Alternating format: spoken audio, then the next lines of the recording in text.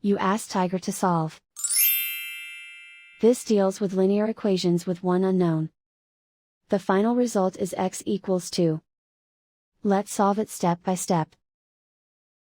Group all x terms on the left side of the equation. Subtract 4x from both sides.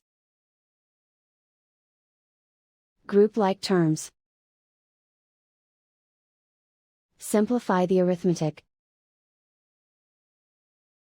Group like terms. Simplify the arithmetic. Group all constants on the right side of the equation. Subtract 17 from both sides. Simplify the arithmetic.